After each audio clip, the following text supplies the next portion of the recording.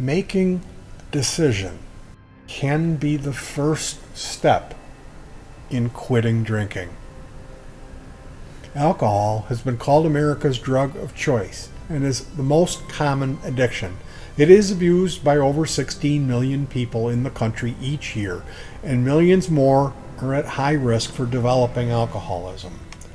Social and environmental factors such as peer pressure and the easy availability of alcohol play a key role. Poverty, physical, sexual abuse also increase the odds of developing alcohol dependence. Genetic factors make some people especially vulnerable to alcohol dependence. Alcohol functions to slow down the central nervous system, creating feelings of relaxation, and it also reduces inhibition, judgment, and memory. Because of these qualities, alcohol becomes a way to distance from stressors or challenges that an individual may be facing.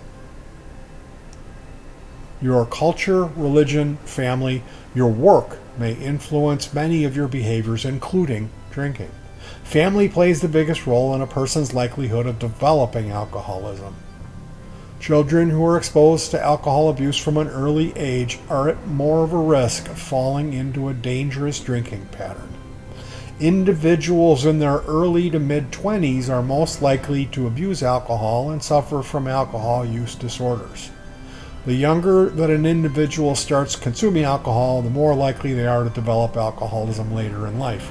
And this is especially true of individuals who start drinking before the age of 15. Now, no matter what your age or your drinking habits may be, if you find that it's been weighing on you and alcohol is affecting your life in ways that make you not so comfortable with your drinking habits, it's important that you pay attention to what you're trying to tell yourself and make the decision. This is, for me, it was the most important step, was making an honest decision for myself. Mind you, it wasn't the state. I did not get a DUI. It wasn't my wife threatening to leave me. This was my own decision. And this, for the type of person that I am, seemed to be the only way that I was actually able to control my drinking. In order to control my drinking, I need to eliminate alcohol. I am simply unable to limit my drinking. I may think, oh, that's an option. Ultimately, the way things have been for me, I'm the type of drinker that it's all or nothing. So it was important that I make that decision for myself. And I've got to tell you, for me, making that decision was the most important and pivotal step.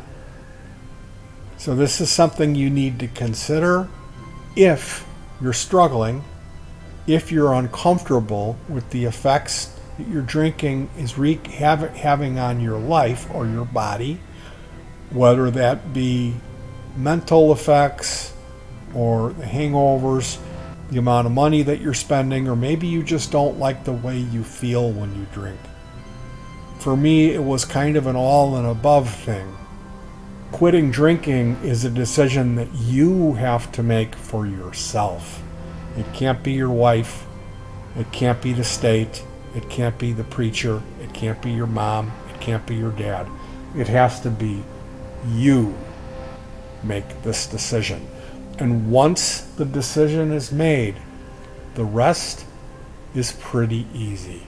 And I'll talk more about that in some other videos, but I wanted to let you guys know I hit my 90-day mark.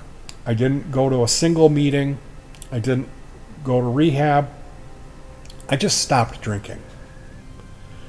And I do have alcohol. I do have access to alcohol. There's a half a dozen hard liquor bottles on the counter 3-4 liters of wine in the trunk of the car, and I'm okay with that. I'm not going to be having a drink today. Tomorrow is pretty much going to be the same thing, I can guarantee it. And the reason was I made the decision by myself, for myself, that I don't want to drink anymore. And it's that simple. Good luck.